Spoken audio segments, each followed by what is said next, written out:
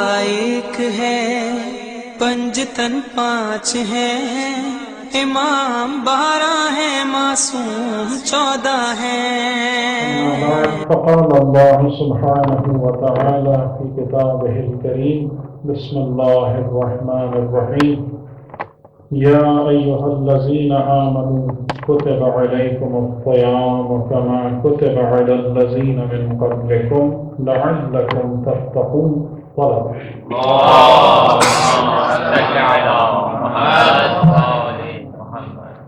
گفتگو شروع کرنے سے پہلے ظاہر ہے کہ آپ میں بہت سارے حضرات ایسے ہیں کہ جن سے پہلی دفعہ بات کرنے کا موقع اور شرف حاصل ہو رہا ہے، تو رفتہ رفتہ ہی جیسے کہیں کہ ہم ایک دوسرے کے لیے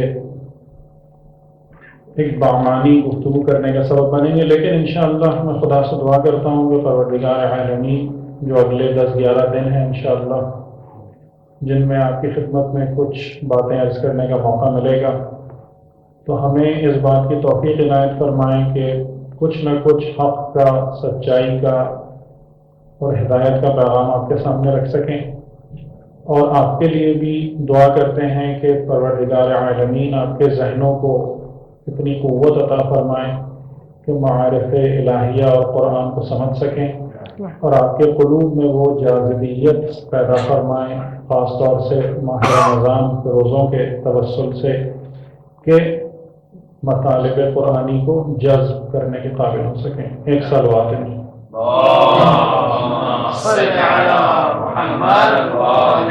جس آیت کی میں نے آپ کے سامنے تلاوت کی، سورہ بقرہ آیت 183، بہت دفعہ سنی ہوئی آپ کی آیت، اور مجھے یہیں سے صرف آخری لفظ کا سہارا لیتے ہوئے اپنی بات کو آگے بڑھانا ہے، اور وہ یہ کہ روزے مومنین پر کیوں فرض کیے گئے؟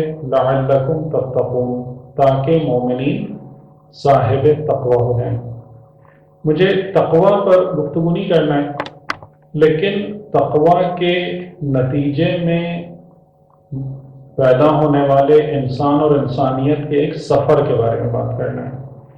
تقوی کو اگر ہم بیان کریں تو تقوی کیا چیز ہے؟ جیسے آپ کہہ لیجئے گاڈ کانشیسنیس، خدا کا خیال، خدا کا لحاظ، خدا کی یاد، یعنی انسان متقی کیسا ہوتا ہے کہ جس سے خدا کی یاد کبھی بھی جدا نہ ہو، جو ہمیشہ اپنے ذہن میں، اپنے دل میں، اپنی فکر میں اس بات کے احساس کو اجاگر کیے رکھے کہ میں خدا کے سامنے ہوں، اور کسی بھی لمحے میں خدا سے اوجھل اور پوشیدہ نہیں۔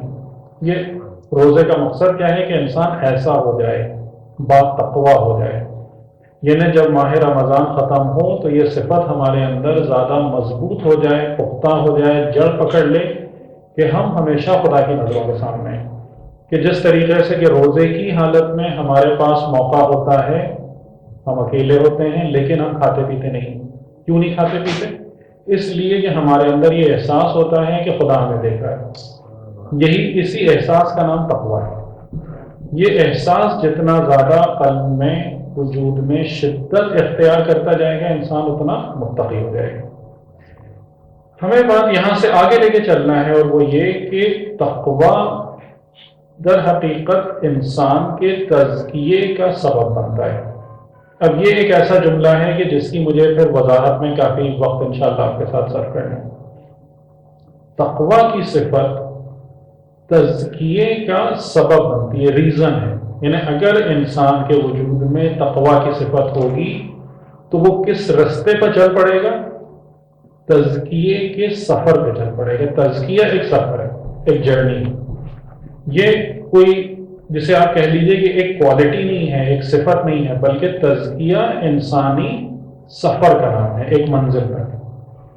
اور آج کی گفتگو میں انشاءاللہ بس مجھے اتنا واضح کرنا ہے کہ تزکیہ نفس کا مطلب کیا ہے، اور اس قرآن کریم نے اس حوالے سے ہمارے سامنے کیا مثالیں بیان کی ہیں، اور کس طریقے سے ہمارے سامنے تزکیے کو سمجھایا ہے۔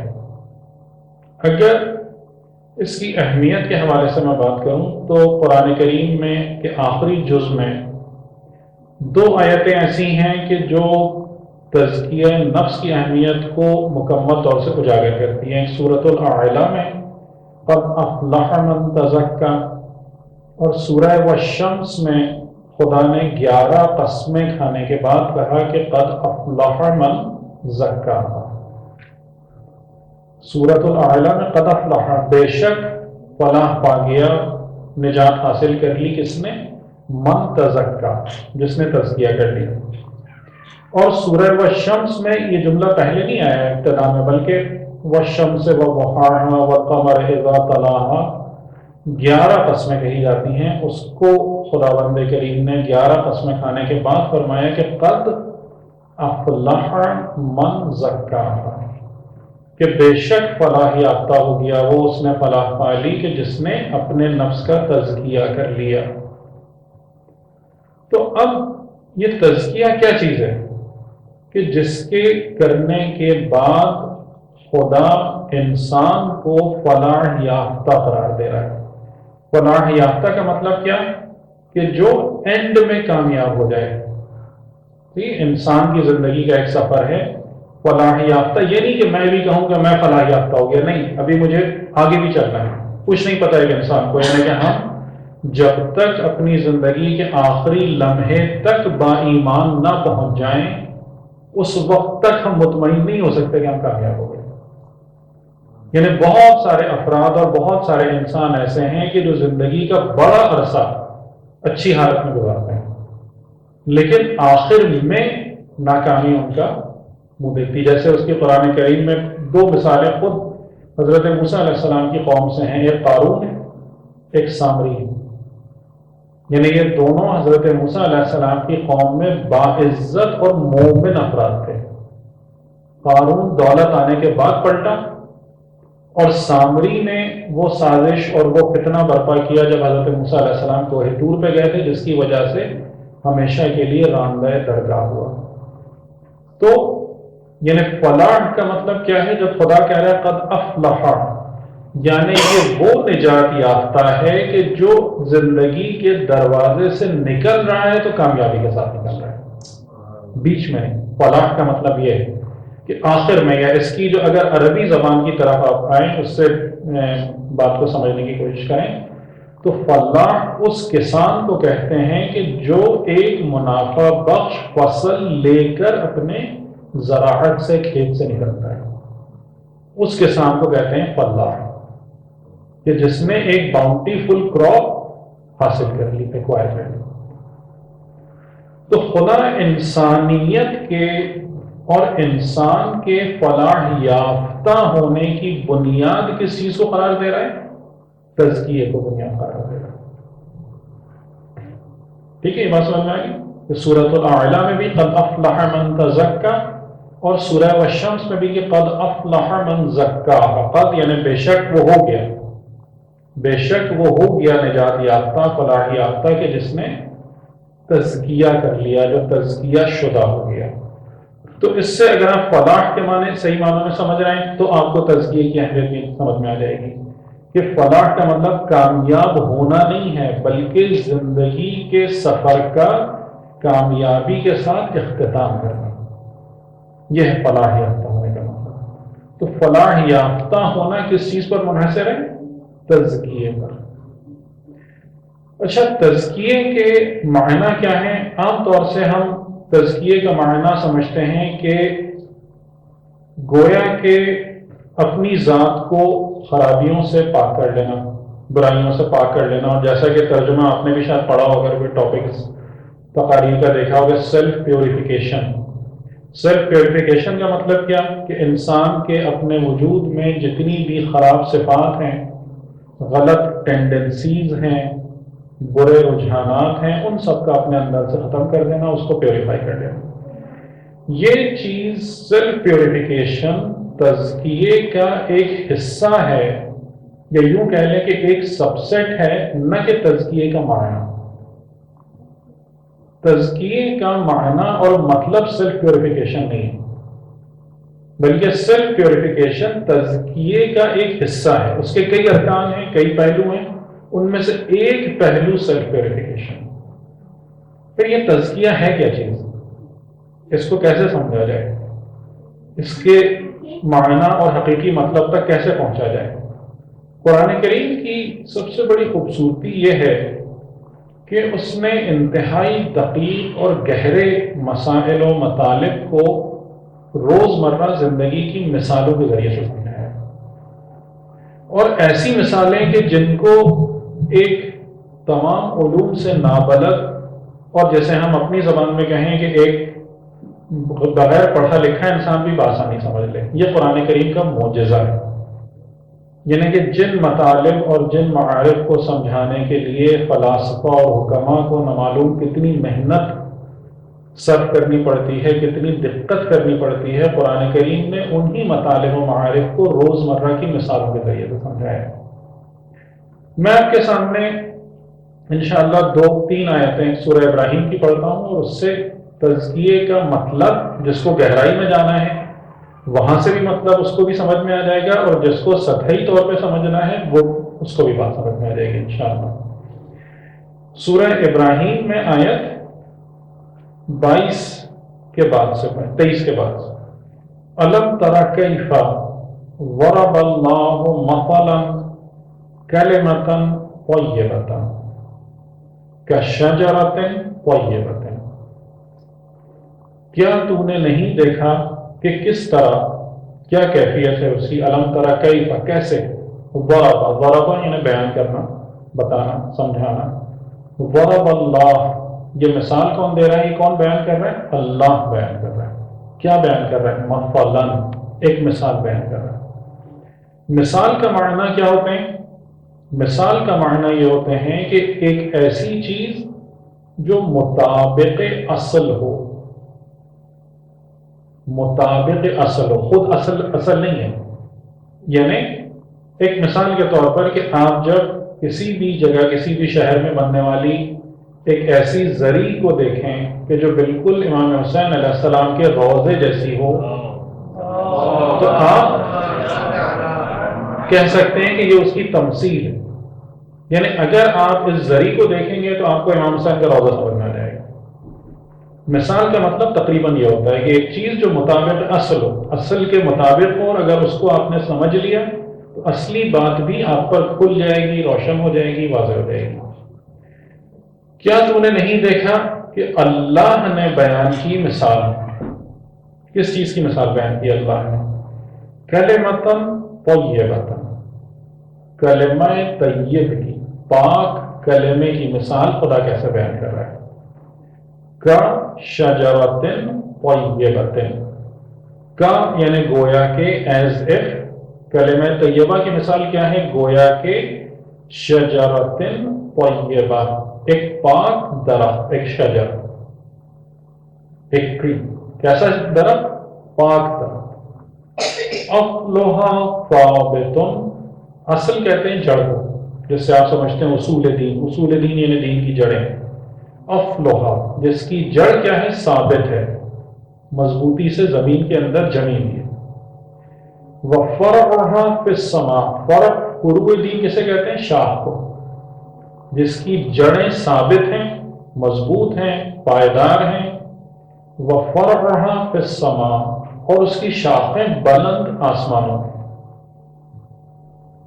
کلمہ طیب کی مثال ایک درخت کی سی ہے کہ جس کی جڑ ثابت اور مضبوط ہے، اور جس کی شاخیں بلند ہوتی ہوئی آسمانوں میں، تؤتی اکلھا کل حین باذن ربھا، اور وہ لاتا ہے اپنا پھل کل حین ہر لمحے، باذن ربھا اپنے رب کے اذن سے، وَيَضْرِبُ اللَّهُ الْأَمْثَالَ لِلنَّاسِ لَعَلَّهُمْ يَتَذَكَّرُونَ، اور اس طریقے سے اللہ مثالیں بیان کرتا ہے لوگوں کے لیے تاکہ وہ تذکر کریں اور یاد رکھیں۔ یہ مثال کس کے لیے ہے؟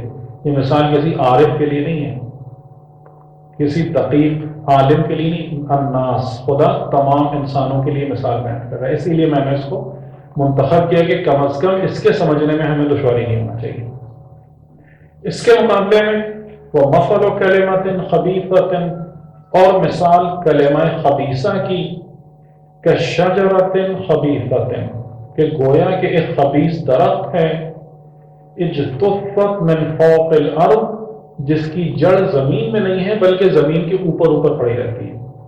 ما لہا من قرار، اور نہ اس کے لیے کوئی قرار ہے اور کوئی مضبوطی. تو خدا یہ بیان کر رہا ہے کہ اس زندگی میں ایک چیز کلمہ طیب ہے، ایک چیز کلمہ خبیث ہے. اب ہمارا حق بنتا ہے کہ ہم خدا سے پوچھیں کہ یا خدا تو نے مثال تو بیان کی، لیکن اب ہمیں اس کو سمجھا کہ یہ ہے کیا چیز، کہ کلمہ طیب در حقیقت کسے کہتے ہیں اور یہ کلمہ خبیثہ کیا ہے.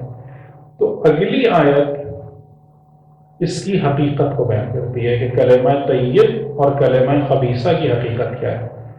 یثبت اللہ الذین آمنوا بالقول الثابت فی الحیات الدنیا والآخرہ. ثابت کرتا ہے اللہ ان لوگوں کو جو ایمان لائے، بالقول الثابت، ثابت قول کے ذریعے سے، فی الحیات الدنیا و فی الآخرہ، دنیا کی زندگی میں بھی اور آخرت میں. تو یہ کلمہ طیب کیا ہے؟ یہ ایک قول ثابت ہے، یہ ایک باقی رہنے والا کلمہ ہے کہ جو کہاں پایا جاتا ہے، جس کے ذریعے سے خدا مومن کی زندگی کو یا مومن کو مضبوط کرتا ہے، مومن کو ثابت کرتا ہے، مومن کو قائم کرتا ہے. تو در حقیقت یہ شجرہ طیبہ کیا چیز ہے؟ یہ شجرہ طیبہ خود مومن کا نفس ہے کہ جس کی جڑیں ایمان باللہ میں مضبوطی کے ساتھ قائم ہیں، ان جڑوں کو نقصان پہنچانے والی کوئی چیز نہیں، اور جس کی شاخیں اور جس کا پھل آسمانوں میں بلند ہے اور تمام لوگوں کے لیے فائدہ دینے والا ہے، تمام خلقت اور تمام مخلوقات کو فائدہ پہنچانے والی چیز ہے. یہاں میں ایک جملے کی طرف آپ کا اشارہ کروں تاکہ بات تھوڑی سی اور واضح ہو جائے. تو تی اکلہا، جب خدا یہ کہہ رہا ہے کلمہ طیبہ کے بارے میں، تو کلمہ طیبہ کی مثال جب شجرہ طیبہ سے دی گئی تو یہ کہا گیا کہ وہ اپنا پھل لاتا ہے، نہ کہ پھل دیتا ہے. تو تل اکل نہیں ہے، اکل یعنی وہ پھل دیتا ہے نہیں. تو تی اکلہا، وہ لاتا ہے اپنا پھل ہر لمحے اپنے اذن رب سے. یعنی اس کا مطلب یہ کہ ہر مومن کی زندگی خود ایک ایسے شجر کی مانند ہے کہ جس میں ہر مومن کا اپنا ایک فروٹ ہے. یعنی آپ اگر واقعی مومن ہیں، آپ کا ایک پھل ہے کہ جس سے دیگر مومنین اور دیگر افراد فائدہ اٹھائیں گے. میں اگر واقعی مومن ہوں، میرا اپنا ایک پھل ہے کہ جس سے دوسرے مومنین فائدہ اٹھائیں گے.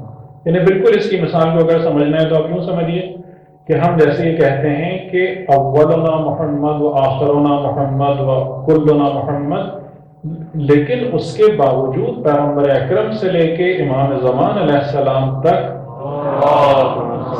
چہاردہ معصومین کے اپنے اپنے فوائد و ثمرات ہیں، اگرچہ کہ سب اسی ایک شجرہ سے وابستہ ہیں، سب ایک جڑ سے وابستہ ہیں، سب کا حسن و خوبصورتی ایک منبع اور سورس سے وابستہ ہے.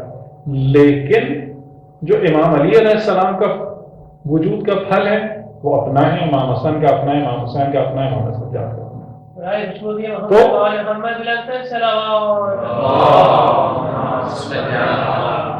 تو تی اکلہا کہ یہ شجرہ طیبہ در حقیقت مومن کا نفس ہے کہ جس کی جڑیں کہاں پر جمی ہوئی ہیں مضبوطی کے ساتھ؟ خدا پر ایمان کی راہ میں مضبوطی سے جمی ہوئی ہیں. اور جب یہ گرو کرتا ہے تو آسمان اور بلندی کی طرف گرو کرتا ہے، بلندیوں کی طرف اٹھتا ہے مومن کا نفس. اور جب بلند ہوتا ہے تو اس دوران میں ایسے پھل، ایسے فروٹس پیدا کرتا ہے کہ جس سے تمام انسانیت فائدہ اٹھائے. اب تزکیے کو اگر آپ کو سمجھنا ہے تو تزکیے کا معنی اس آیت میں ظاہر ہو رہا ہے، یعنی بیج سے لے کر اور پھل تک پہنچنے کا پورا عمل یہ کہلاتا ہے تزکیہ نفس.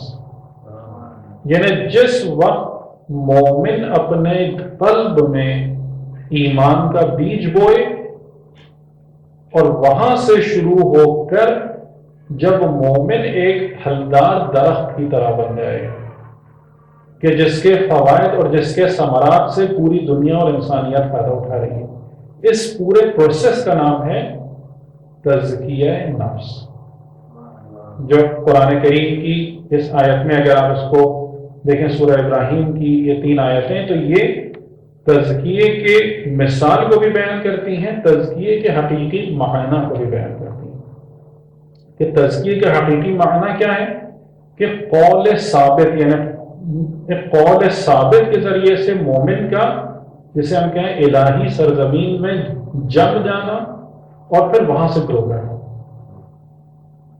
اور اس طریقے سے گرو کرنا کہ ہر مومن اپنا پھل لے اور وہ پھل انسانیت کے لیے ثمر بار ہو، فائدہ مند ہو، ان کی ہدایت کا باعث بنے، ان کو اچھائی کے راستے دکھانے کا سبب بنے۔ اس پورے عمل کو کہا جاتا ہے تزکیہ۔ جیسے آیت اللہ مصباح یزدی کی کتاب ہے تزکیہ نفس، اس میں انہوں نے اسی آیت سے اور انہی جیسے قرآنی بیانات سے استفادہ کرتے ہوئے بیان کیا کہ تزکیے کی مثال کیا ہے، باغبانی کی سی مثال ہے۔ ہم تزکیے کی مثال سمجھتے ہیں جھاڑو دینا، صفائی کرنا، کہ جو خراب گندی چیزیں پڑی ہوئی ہیں اس کو نکال کے باہر کر دو، نہیں، تزکیے کی مثال باغبانی کی سی ہے۔ اور باغبانی کہاں سے شروع ہوتی ہے؟ زمین سے، کہ کس زمین میں بیج بویا جائے گا، اس زمین کی کیئر سے شروع ہوتی ہے باغبانی، اور کہاں تک جاری رہتی ہے؟ جب تک درخت میں پھل آ جائے اس کی کیئر تک۔ تو اس وجہ سے میں نے کہا کہ تزکیہ صرف صاف کرنا نہیں ہے، صاف کرنا اس کا ایک حصہ ہے، یہ بھی مالی اور باغبان کی ذمہ داری کا حصہ ہے کہ وہ زمین کو، درخت کو، ارد گرد کی جگہ کو مضر اثرات سے پاک صاف رکھے، یہ اس کا ایک حصہ ہے، نہ کہ تزکیہ۔ تو تزکیہ جیسے کہ سورہ ابراہیم کی آیت سمجھا رہی ہے کہ جو مومن، جو شخص ایمان لاتا ہے، ایمان لانا بے ثمر نہیں ہے، بلکہ ایمان در حقیقت ایک بیج ہے کہ جو انسان کے قلب میں بو دیا جاتا ہے، اور اگر انسان خدا نخواستہ اس بیج کو، اس ایمان کے بنیاد کو ضائع نہ کرے تو پھر یہ گرو کرنا شروع ہوتا ہے۔ اور یہ کس طریقے سے گرو کرتا ہے کہ اس کا رخ سما کی طرف ہوتا ہے، بلندی کی طرف ہوتا ہے، آسمان کی طرف ہوتا ہے، اور رفتہ رفتہ کر کے یہ ایک پھلدار اور تناور درخت بن جاتا ہے۔ جیسے سورہ فتح کی آخری آیت میں بھی ہے کہ جیسے خدا نے کوپل نکلی اور پھر وہ اپنے پیروں پر مضبوطی سے کھڑی ہو گئی کہ تاکہ اپنے باغبان کو خوش کرے اور کفار کو غضب نہ کرے، سورہ فتح کے آخر میں بھی کیا ہے۔ تو اس پورے عمل کا، اس پورے پروسیس کا نام ہے تزکیہ۔ تو آج یعنی کہ پہلی گفتگو میں، پہلی نشست میں ہم اس بات کو سمجھ لیں کہ یہ تزکیہ کیا ہے۔ اگر اس کی مثال کے طور پر سمجھنا ہے، یہ باغبانی، یعنی بیج سے لے کر ایک پھلدار درخت بننے تک کا نام ہے تزکیہ، تزکیہ نفس، کہ میرے نفس میں ایمان کا بیج اس طریقے سے بویا جائے کہ وہ گرو کرے اور میرا نفس خدا کی طرف بلند ہو، اور اس بلند ہونے کے نتیجے میں ایک پھلدار درخت بن جائے۔ کون سا پھل؟ کہ جو انسانیت کے لیے فائدہ مند ہو۔ اچھا، اب تھوڑا سا اسی مثال کو سامنے رکھتے ہوئے باغبانی کی کچھ ایک دو باتیں ہم اور دیکھ لیں، تو تزکیے کے جو ارکان ہیں کہ اس سے بھی مجھے مدد ملے گی انشاءاللہ گفتگو کو آگے بڑھانے میں کل اور اس کے بعد، کہ آپ اس بات پہ غور فرمائیے کہ ایک بیج ہے، وہ درخت کیوں نہیں بنتا یا کیوں نہیں بن سکتا؟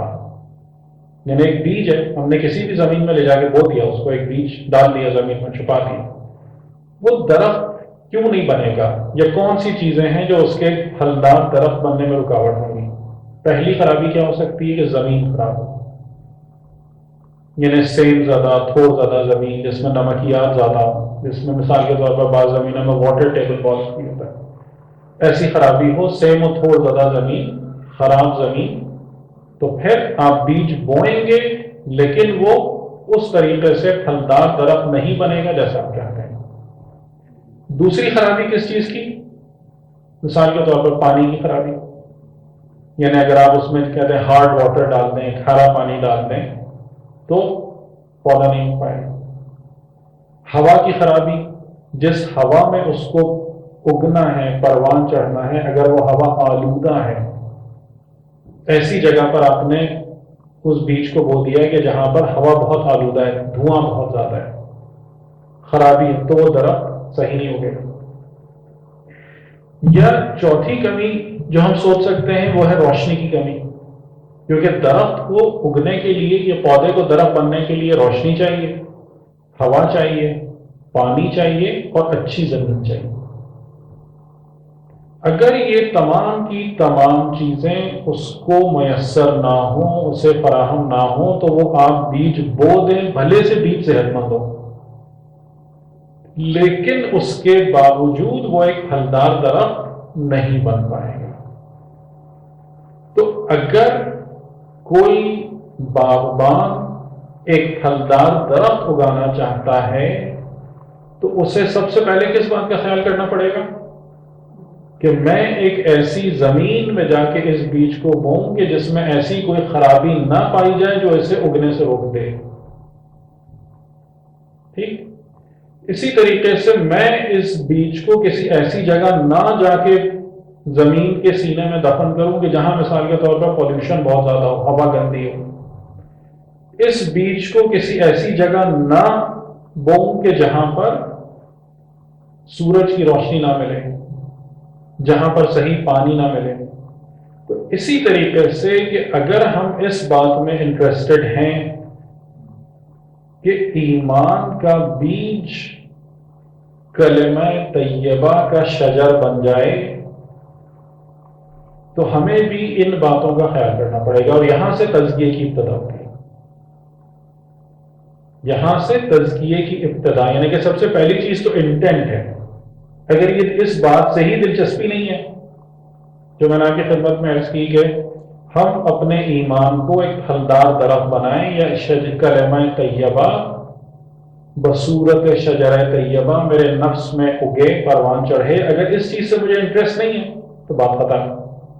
لیکن اگر میں اس بات میں دلچسپی رکھتا ہوں تو سب سے پہلے مجھے ان چار چیزوں کا خیال کرنا پڑے گا۔ پہلے زمین، یہ زمین کون سی ہے؟ یہ کون سی زمین ہے کہ جس میں ایمان کا بیج بویا جاتا ہے؟ یہ زمین ہے انسان کا قلب۔ کہ علماء ایک بہت خوبصورت بات بیان کرتے ہیں کہ، اور یہ چیز پیغمبر اکرم کی احادیث میں بھی اور قرآن کی آیتوں میں بھی کئی جگہ پر اس کی تکرار ہوئی ہے کہ انسان کی زندگی کے سفر کو یا انسان کی زندگی کی کمائی کو زراعت سے تشبیہ دی گئی ہے۔ بہت مشہور حدیث ہے الدنیا مزرعۃ الاخرہ۔ یہ قرآن کریم میں بھی زراعت کے حوالے سے، جیسے ایک آیت میں نے آپ کے سامنے پڑھی کہ زراعت کو، کیونکہ یہ ایک ایسی مثال ہے جو ہر ایک کو سمجھ میں آئے گی، دیہاتی کو بھی سمجھ میں آئے گی، شہری کو بھی سمجھ میں آئے گی، زراعت کے کس طریقے سے بیج درخت بنتا ہے۔ تو وہ یہ فرماتے ہیں کہ جب یہ زراعت کی مثال خود انسان پر اس کا اطلاق ہوتا ہے، اپلائی ہوتی ہے، تو زارع، مزروع اور مزرعہ تینوں چیزیں میری ذات کے اندر ہوتی ہیں۔ زارع یعنی جو کھیتی باڑی کرنے والا، مزروع جو آپ بیج بو رہے ہیں، جس چیز کی جو فصل اگانا چاہ رہے ہیں، مزرعہ جو فصل کاٹ رہے ہیں۔ یہ تینوں کی تینوں چیزیں خود میرے اندر پائی جاتی ہیں، نہ کہ میرے باہر۔ یعنی ایمان کہاں پر ہے؟ ہم میں سے ہر ایک کے اندر ہے۔ آپ کے ایمان کی مجھے خبر نہیں ہے، میرے ایمان کی آپ کو خبر نہیں ہے، آپ کو نہیں پتا۔ یہ ایمان کا بیج ہر انسان کا انڈیویجول ہے۔ ہم میں سے ہر ایک اس بیج کو کہاں پر بوئے گا؟ اپنے قلب میں، اپنے وجود میں، اور اس کے نتیجے میں جو کچھ اگے گا اسے کون ایکسپیرینس کرے گا؟ میں خود۔ اس کے نتیجے میں جو کچھ بھی پروان چڑھے گا، جو کچھ بھی فوائد ہوں گے، جو پھل برآمد ہوں گے، سب سے پہلے اس کو ایکسپیرینس کون کرے گا؟ اس کا پتہ کس کو چلے گا؟ تو انسان کے حوالے سے جب باغبانی کی بات آتی ہے، زراعت کی بات آتی ہے، تزکیے کی بات آتی ہے، تو یہ ساری کی ساری چیزیں میرے اور آپ کے اندر ہیں. اور اسی وجہ سے اگر میں اور آپ خود اپنے نفس کے امور کے حوالے سے آگاہ نہیں ہوں گے، متوجہ نہیں ہوں گے، کانشیس نہیں ہوں گے، تو اس قسم کا کام ہم کبھی کر ہی نہیں سکتے. یعنی ایمان کے بیچ کو کلمہ طیبہ بنانا یہ ممکنات میں سے نہیں ہے اگر ہم خود اپنے نفس کے امور سے غافل ہیں، اپنے نفس کے امور کی طرف توجہ نہ رکھتے ہیں. تو پہلی چیز کہ زمین قلب انسان جس میں ایمان کا بیج بویا جاتا ہے، وہ روشنی جو اس پودے کو پروان چڑھاتی ہے، وہ روشنی، وہ ہوا، وہ فضا، در حقیقت وہ روشنی اور ہوا اور فضا وحی و نبوت و رسالت و امامت کی فضا ہے. وہ روشنی کیا ہے؟ خدا کے نور جو وحی کی صورت میں ہمیں عطا ہوا. وہ فضا کیا ہے؟ وہ نبوت و امامت کی فضا ہے.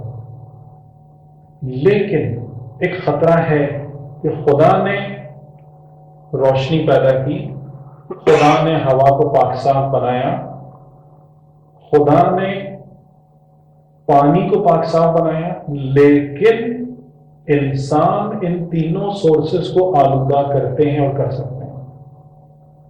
پاسبل ہے یا نہیں؟ یعنی کسی ایسی جگہ پر آپ جا کے درخت کو اگا سکتے ہیں کہ نہیں کہ جہاں برابر کوئی بالکل جس سے آپ کہہ لیں کوڑا خانہ ہو، کوئی خراب بدبودار جگہ ہو ہمارے پاس میں. یا ہم ایسا کر سکتے ہیں کہ نہیں کہ جس جگہ پر ایک باغ ہو اس جگہ کو پورا گندا کر دیں اور کوڑا لے کے ڈالنا شروع کر دیں ہمارے پاس میں. ہم ایک درخت، ایک پودا اگ رہا ہے، ہم ایسا کر سکتے ہیں کہ اس کے اوپر پورا ایک کانکریٹ کی چھت بنا دیں کہ سورج کی روشنی اس تک نہ پہنچنے پائے. ہم پانی کے سورسز کو گندا کر سکتے ہیں، آلودہ کر سکتے ہیں اور کرتے ہیں. تو خدا نے انسانی نفس کو گرو کرنے کے لیے وحی اور نبوت و رسالت کی ہوا اور روشنی اور پانی عطا فرمایا. لیکن شیطان کی اتباع پیروی کرنے والے انسانوں کی سب سے پہلی کوشش ہوتی ہے کہ ان سورسز کو آلودہ کیا جائے اور خراب کر دیا جائے تاکہ انسان کے نفس میں ایمان کا شجر پروان نہ چڑھ سکے. اور ہمارے اس لحاظ سے یعنی کہ ہمارے جو تزکیے کے حوالے سے ہمارے جہاد کے دو پہلو ہو جاتے ہیں. ایک پہلو کیا ہے کہ ہم اپنے اندر کی زمین کو پاک صاف کریں، یعنی جو میرا قلب ہے، زمین، اگر زمین پاک صاف نہیں ہوگی تو باقی ہر چیز بیکار ہے. تو تزکیے کا پہلا اسٹیپ کیا ہے کہ اپنے قلب کی زمین کو ہر قسم کی نجاست اور خرابی سے پاک کرنا. اور یہاں سے انشاءاللہ میں اپنی بات شروع کروں گا. یہ تزکیے کا پہلا اسٹیپ کہ زمین قلب باطہارت ہو، تب اس میں ایمان کا بیج اگے گا. ٹھیک ہے. اور اسی تزکیے کا دوسرا پہلو کیا ہے کہ اپنے ماحول اور معاشرے کو یعنی اپنے روشنی، پانی اور ہوا کو آلودہ ہونے سے بچانا. اور اس کا نام ہے حکومت اسلامی کا قیام. جب آپ سورہ دعا افتتاح میں پڑھتے ہیں اللہم انا نرغب الیک دولت کریمت تعز بها الاسلام واحلہ وتذل بها النفاق واحلہ، کس چیز کی آپ دعا مانگ رہے ہوتے ہیں؟ کس چیز کی طرف اپنی رغبت کا اظہار کر رہے ہوتے ہیں؟ اللہم انا نرغب الیک دولت کریمت، وہ باعزت حکومت ہمیں دے، با کرامت حکومت ہمیں دے. تو عز بها الاسلام، جہاں پر وہ اقدار رائج ہوں کہ جو اسلام والا ہے وہ باعزت ہو، وتذل بها النفاق واحلہ، اور جو منافقین اور اس کے اہل ہیں وہ ذلیل ہوں. یہ اس ظرف کا بیان کہ جس ظرف میں نفس تزکیہ شدہ ہوتا ہے. ایسے بہت سارے افراد یہ کہتے ہیں ہم خود اپنے اوپر محنت کر رہے ہیں لیکن ہمیں نتیجہ نہیں برآمد ہوتا. نتیجہ برآمد ہونے کے لیے دونوں چیزوں کا ملنا ضروری ہوتا ہے.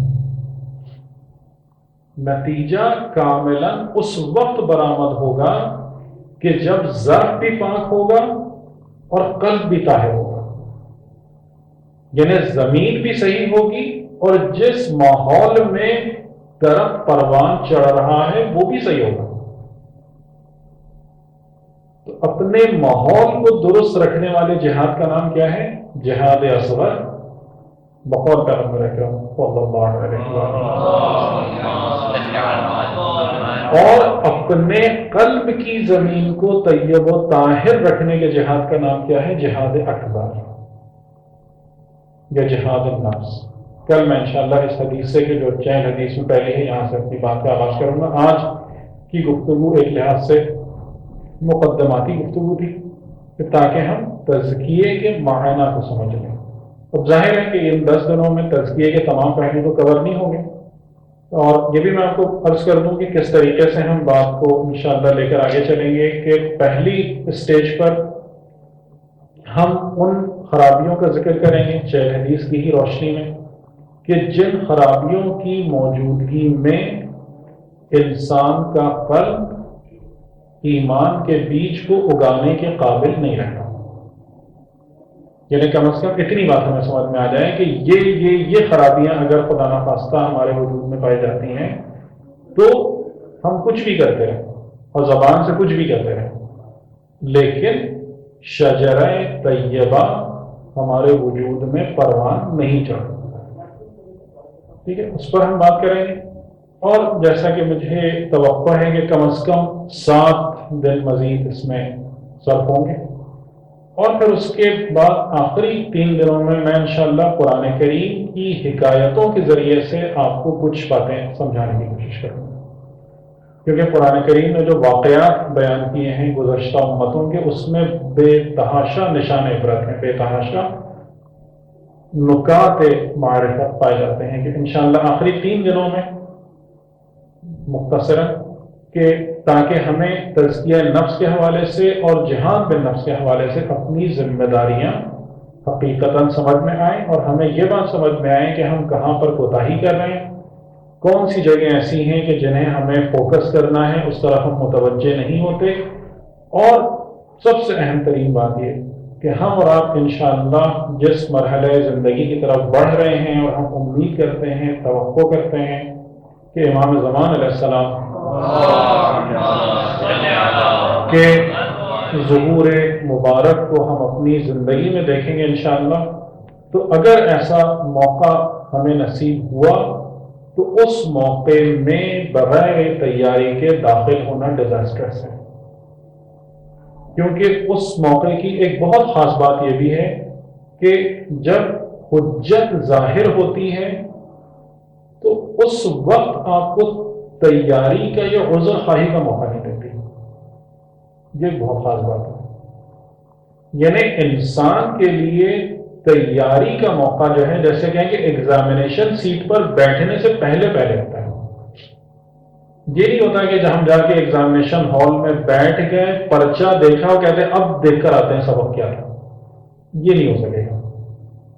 تو ظہور حجت، جیسے قرآن کریم میں بھی کئی دفعہ ایسا ہے کہ لوگ یہ سوال کرتے ہیں، یہ سوال کرتے ہیں، یہ سوال کرتے ہیں، اگر ان پر حجت تمام ہو جائے تو پھر معاملہ تمام ہو جائے گا، یعنی اس بات کی خبر نہیں ہے کہ یہ جو تمہیں مہلت ملی ہوئی ہے اپنی تربیت کرنے کی، اپنے کو ریکٹیفائی کرنے کی، اپنے کو بہتر بنانے کی، یہ مہلت کب تک ہے؟ ظہور حجت سے قبل۔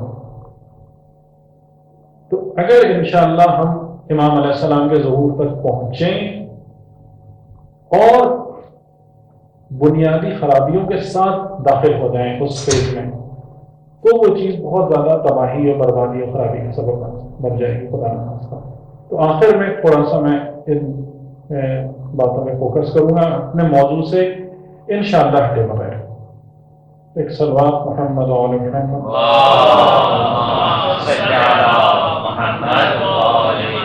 اور اگر کوئی سوال کرنا چاہیں تو بسم اللہ۔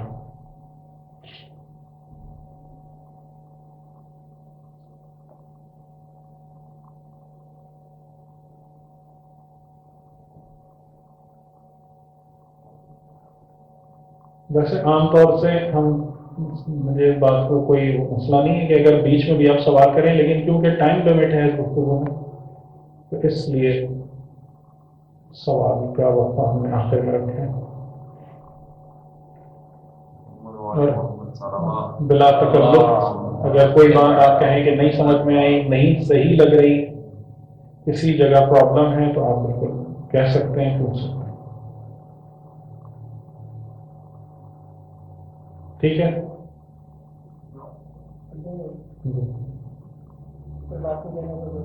جی بالکل. ہمیشہ سے ہر رمضان میں ایک چلتا آیا، لوگ سنتے ہیں، انہوں نے عمل نہیں کر پڑھائی کرتے ہیں، سنتے ہیں. دیکھیے انسان کا کام جو ہے نا، ہمارے کام اپنی ذمہ داری پوری کرنا ہے. ہم کسی دوسرے کے انتظار میں نہ بیٹھے رہ سکتے ہیں اور نہ کسی دوسرے کی خرابی کی وجہ سے اپنی اصلاح کے عمل کو چھوڑ سکتے ہیں، کیونکہ ہر انسان کو اپنی منزل تک پہنچنا ہے اور ہر ایک کو اس طرف متوجہ ہونا ہے، اور باقی جس کی جو توفیقات ہے. اور یہی دعا ہے، یعنی کہ میں جب اس جگہ بیٹھا اس سے قبل جتنی میرے دل میں طاقت ہے، میں یہ دعا کر کے بیٹھا ہوں کہ لوگ خاص طور سے کیونکہ آپ لوگ جس جگہ پر موجود ہیں اس جگہ پر ڈسٹریکشن بہت زیادہ ہیں ہر اعتبار سے. تو میں آپ حضرات کے لیے یہی دعا کرتا ہوں اور اپنے لیے بھی کہ خدا ان سب چیزوں سے بچا کر ہمیں اور آپ کو فلاح یافتہ کرے، یعنی اچھے انجام تک پہنچائے انشاءاللہ. اور بہرحال اس کے لیے کوشش شرط ہے. جی یعنی کہ اس کے حلال کی تعریف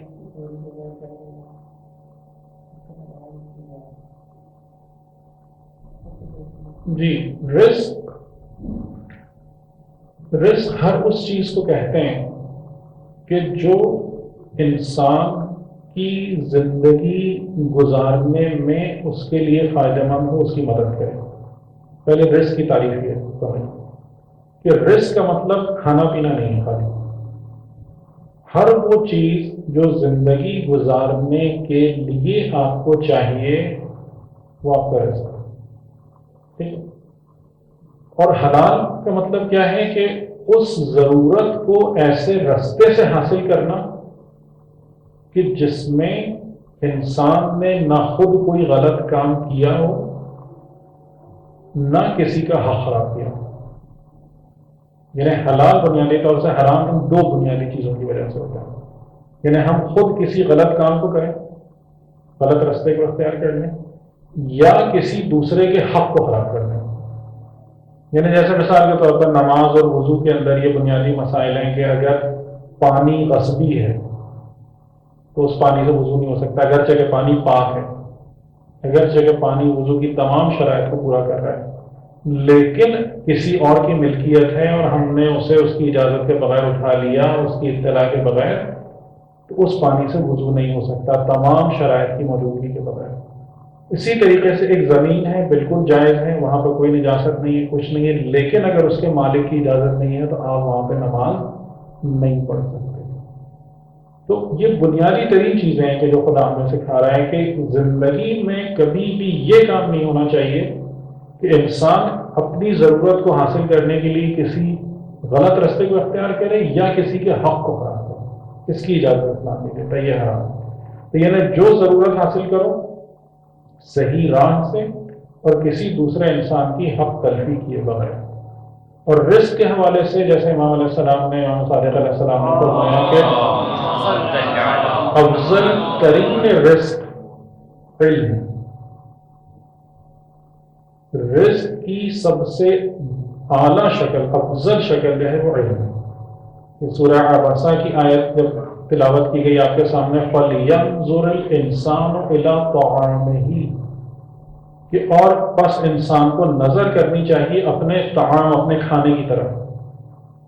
تو اس کے جواب میں امام علیہ السلام نے بیان فرمایا کہ تم میں سے ہر ایک کو یہ نظر کرنی چاہیے کہ تم علم کا رزق کس سورس سے حاصل کرتے ہو.